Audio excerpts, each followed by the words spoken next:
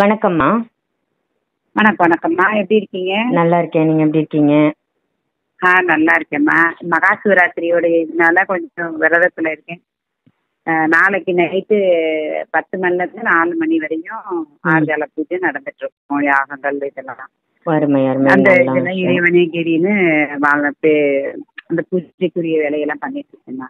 கண்டிப்பா சொல்லுங்க கண்டிப்பாம்மா. தங்க. திடீர்னு ஃபோன் பண்ணீங்க, சரி எடுத்துருவோன்னு எடுத்தேன். சரிம்மா.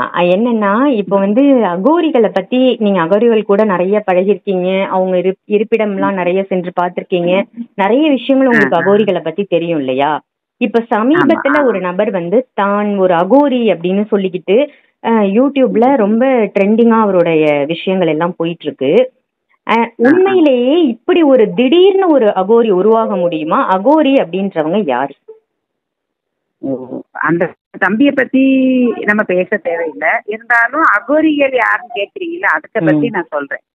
எப்படின்னா, அகோரிகள் குருமார்கள் இருக்கு. அகோரியில 14 அக்கடா, என்னுடைய இது சேர்த்து 15 அக்கடான்னு சொல்லிட்டு இருக்கு. அவர்ல கிண்ண அக்கடா இருக்கு, அப்புறம் நிரஞ்சனி அக்கடா இருக்கு, கிரி அக்கடா இருக்கு, அப்புறம் இப்படி 15 வகையான அக்கடாக்கள் இருக்கு. 14 தான் எல்லாருக்கும் தெரியும். இப்ப என்ன, நான் இதுல அக்கடாவுலயே அவங்க கிட்ட இது பண்ணி நான் 15ஆ சேர்த்து 15 அக்கடாமார்கள் இருக்காங்க. இந்த அக்கடாமார்கள்ல குருமார்கள் இருப்பாங்க. அதாவது மகாமண்டலேஸ்வர் அப்படின்னு சொல்லக்கூடிய ஒருத்தவங்க இருப்பாங்க. மகாமண்டலேஸ்வர்னா குருக்கு டீச்சரு, ஹெட் மாஸ்டர் கூடிய மாதிரி. அவங்கள்ட்ட என்ன பண்ணுவாங்க, குழந்தைக்கு வேண்டிக்கிருவாங்க. அந்த வடநாட்டுல எல்லாம் அந்த காலத்துல அந்த கிராமங்கள்ல எல்லாம் வாழ்றாங்க பாத்தீங்களா, ரொம்ப பின்தாங்கி போய் சாப்பாட்டுக்கு அடுத்தது எல்லாம். அவங்க என்ன பண்ணுவாங்க, ஒரு குழந்தைய கொண்டு பாபா மார்கள் கிட்ட அப்படியே கொடுத்துருவாங்க. கொடுத்த பிறகு அவங்க ஒரு 10 வயசு வரையும் வளர்ப்பாங்க. அவங்களுக்கு அந்த கலைகள் எல்லாம் கற்றுக் கொடுத்து தியானம் பண்றது, மெடிடேஷன், அந்த தலகால நிக்கிறது, இந்த மாதிரி நிறைய விதங்கள்ல தண்ணியில இது பல அவங்களுக்கு தெரிஞ்ச இத கத்து கொடுத்து, அதுக்கப்புறம் அவங்களுக்கு ஒரு திருவிழா மாதிரி வைப்பாங்க. அதுக்கு திருவிழா வச்சு லிங்கா பூஜைன்னு சொல்லிட்டு அவங்களுடைய அந்த ஆண் உறுப்பு இருக்கு இல்லையா, அத அந்த பெரிய குருமார்கள் எல்லாம் சேர்ந்து அத கையால இது பண்ணி அது வேலையே இது இல்லாம ஆக்கிடுவாங்க. அது வீங்கி போய் அது ஒரு மாச கணக்குல பிள்ளை படுத்து கிடக்கும். இந்த சிறு வயதுலயே பண்ணதுக்கு அப்புறம் அவங்களுக்கு இந்த ஆசைகள் எதுவுமே இருக்காது. ஆனா இந்த உலகத்துல வாழ்றதுக்கு கொஞ்சம் பொருளாதாரம் வேணும். உண்மையிலேயே மக்களுக்கு தான் நம்ம நன்றி சொல்லணும். இத்தனை பாபாமார்கள் வந்தாலும் அத்தனை பாபாமார்கள் தொலைக்கிறதுக்கு உலகத்துல அந்த காலத்துல இருந்து இப்ப வர யாசகம் வாங்கி சாப்பிடணும் ஒரு விதிமுறை இருக்கு. இவங்க போடுற அந்த யாசகம் இல்லாதவங்களா இருந்தாலும் அந்த யாசகத்தை சாப்பிட்டு வந்தவங்க தான்.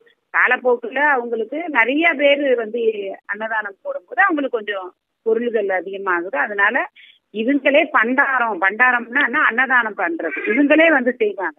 ரிஷிகேஷ், ஹரித்வார், கேதார்நாத், பத்ரிநாத், அமர்நாத்ல எல்லாம் போனீங்கன்னா பாபாமார்களே பைசா எல்லாருக்கும் அள்ளி கொடுப்பாங்க. நான்லாம் நிறைய கொடுத்துருக்கேன். எடுத்து கொடுப்பாங்க. ஏன்னா எனக்கு இதுக்கு தகுதிக்கு மீறி நிறைய எனக்கு பிச்சை வந்துருச்சு. அந்த பிச்சைய மக்களுக்கே கொடுத்துருவோம்னு சொல்லி கொடுப்பாங்க. அவங்களுக்கு ஆசைகளோ எதுவுமே இருக்காது. அதே மாதிரி யாரோ இந்த சொத்துக்காக அடிச்சுக்கிட்டு கோர்ட்ல எல்லாம் கேஸ் போடுவாங்க இல்லையா, அந்த இடத்துல கூட நாங்க போய் ஒரு குட்டியான்னு சொல்லக்கூடிய ஒரு வீடு போட்டுக்கிட்டு உட்கார்ந்து இருந்தா கூட அவங்களே நமக்கு எல்லாமே தந்து உதவுவாங்க, சந்தோஷப்படுவாங்க, வாங்க இருங்கன்னு. ஆனா அந்த தவங்கள், அந்த செய்யக்கூடிய அந்த பூஜைகள், அந்த ஏரியாவில் என்னென்னலாம் பண்ணணுமோ அதை பண்ணிட்டு நாங்க அவங்களுக்கே தெரியாம மறைஞ்சிட்டாங்கன்னு சொல்ற மாதிரி காலி பண்ணிட்டு போயிருவோம். இதுதான் அகோரிகளுடைய ஒவ்வொரு இடங்களா போகிறது. அதனால எங்களுக்கு போற இடமெல்லாம் ஆசிரமம் இருக்கும், போற இடங்கள்லாம் இடம் இருக்கும், போற இடம்லாம் உணவு என்ன தேவையோ எல்லாமே இருக்கும். ஆனா எங்களுக்கு வர்றது அது மக்களுக்கு சொல்லுவோம். இதுதான் உண்மையான அகோரிகளுக்குரிய இது. ஆனா அதை தவிர்த்துட்டு கல்யாணம் பண்ணிட்டு காம உணர்வு ஒன்று கலந்து ஒருத்தவங்களோட உடல் உறவு வைக்கிறதோ சேர்ந்துக்கிறதோ, அதே மாதிரி இந்த கிண்ணர்ங்கிறவங்க எப்படின்னா திருநங்கைகளும் திருமணம் பண்ணுவாங்க. அவங்களுக்கு ஒரு துணை வேணும் அப்படிங்கறதுக்காக. அது தவறு இல்லைன்னுபாங்க. ஆனா 2 பேர் ஒண்ணுதானே, திருநங்கை. ஆனா அவங்க மாத்தி இது பண்ண ஒருத்தவங்களுக்கு போற பாதையில முள்கள் இருக்கும், மலர்கள் இருக்கும், குழிகள் இருக்கும், மேடுகள் இருக்கும். இப்படி கடந்து போறவங்க பல ஆன்ம ரீதியில உள்ளவங்க. அதுல எதை விரும்பி எடுக்கிறாங்கிறது அவங்கவுங்க கர்மா பொறுத்த வரைக்கும். இப்ப ஒருத்தவங்க சொல்லுவாங்க கேப்பையில நெய் வடியுதுன்னு. நீங்க நம்புவீங்களா? கேப்பையில நெய் வடியுமா? வடியாதுமா, வடியாது, முடியாது. அப்ப ஒவ்வொருத்தவங்களுடைய கருத்தை ஒரு விதமா பகிர்ந்துட்டு போனாலும் அதை ஏத்துக்கிறதும் ஏத்துக்காததும் மக்களுடைய பொறுப்பு. மக்களுக்கு தெரியும் நல்லது கெட்டது எதுன்னு. அவ்வளவு புத்தி இல்லாதவங்க கிடையாது. மக்கள் எல்லாரும் நல்ல அறிவுபூர்ணமானது. அது அந்த பையன் பாவம் அவன் கஷ்டப்பட்டு வளர்ந்துருக்கான், இது பண்ணிருக்கான், ஏதோ தெரிஞ்சோ தெரியாம ஒரு வார்த்தையை விட்டுருக்கலாம் மீடியாவுல. அது ஒரு பெருசா நம்ம எடுத்துட்டு போக வேண்டாம். அவரை பத்தி பேசவும் தேவையில்லை நமக்கு. அவருடைய கர்மாவை அவரே பாப்பாரு. என்னுடைய கர்மாவை நான் பாப்பேன். அதாவது ஒருத்தங்க கோயில்ல போயிட்டு ஒரு கோழியை நேர்ந்து விடுறாங்கன்னு வச்சுக்கோங்க. அந்த இவங்க போன பிறகு அந்த கோழியை வித்து அவங்க ஏதோ பண்ணிக்கிறாங்கன்னு வச்சுக்கோங்க. அதோடைய கர்மாவை அவன் தான் அணிவிப்பான். அப்படி இருக்கும்போது நம்ம அந்த கர்மாவை பேசுறதுக்கு இது இல்ல. ஏசப்பாவே சொல்லியிருக்காரு, ஒருத்தர் நடந்து போகும்போது கல்லெறிவாங்க, கெட்டவளன்னு சொல்லி கல்லெறியும் போது உங்கள் யாரு தூய்மையானவங்களோ அவங்கள கல்லெறிங்க. ஆனா நம்மளே நாம் தூய்மை இல்லைங்கும் போது இன்னொருத்தனை கேவலப்படுத்துறதோ இன்னொருத்தவங்கள ஒரு மாதிரி பண்றதோ அது நமக்கு தேவையில்லாத. அவனுக்கு புத்திசாலிதான், ஆனா புத்திசாலியோட கொஞ்சம் உணர்ச்சி வசப்பட்டு அவன் எதை பண்ணிருக்கலாம். அது நமக்கு ஒரு அவங்கள பத்தி நம்ம பேசணும் அவசியமே கிடையாது. அவங்கவுங்க கர்மாவே அவங்கவுங்க இது பண்ணுவாங்க. நான் நல்லது செய்யறேன்னா நல்லது செஞ்சுட்டு போனா நல்லதே கிடைக்கும். என்னுடைய மரணம் பதிலளிக்கும். எல்லாருக்கும் எத்தனை பேர் கடவுள்னு சொல்லிட்டாலும் நான் கடவுள்னு சொன்னாலும் இது பண்ணாலும் எல்லாருக்கும் மரணம் உண்டு. ஏன் சிவபெருமானே பூமியில அவரும் மரணிச்சுட்டு தான் இருக்காரு. ஏன் உங்களுக்கு தெரியாதா? இந்த அமுதத்தை உண்டான்னு சொல்லிட்டு அது அந்த விஷயமா தான் நம்ம மகாசிவராத்திரியை கொண்டாடுறோம். சரியா? ரெண்டாவது இவரை பிரபலியமா ஆக்கி மத்தவங்க இவர்னாலேயே பணம் சம்பாதிக்கிறதோ இது பண்றதோ அவங்க போது ஒருத்தவங்களை கேவலப்படுத்தி பணம் சம்பாதிக்கிறதே ஒருத்தவங்களை இது பண்ணி இழிவுபடுத்தி சம்பாதிக்கிறதுல நமக்கு என்ன கிடைக்கும்? நம்ம போறோம், சாக்கடையோரம் போறோம், செகதியோட போறோம், ஒரு சந்தனத்தோட போறோம். நமக்கு எங்க போகுது புத்தி? சந்தனத்தை பூசிக்கிறதா, செகதியை பூசிக்கிறதா, சாக்கடையை பூசிக்கிறதாங்கிறதுக்கு நமக்கு அத்தனை அறிவு கொடுத்துருக்கான் ஆண்டவன். அப்ப நம்ம அதை கொண்டு பயன்படுத்துவோம். இவரு என்ன இருக்கு? கண்டிப்பா கண்டிப்பா கண்டிப்பா. உங்களுக்கு ஏதாவது இதுல ஏதாவது நான் தவறா பேசிருக்கேனா? இல்லம்மா, ரொம்ப நல்ல மாதிரி சொல்றீங்க. ஏன்னா இப்ப அவருடைய விஷயங்கள் தான் ரொம்ப ட்ரெண்டிங்கா போயிட்டு இருக்கு.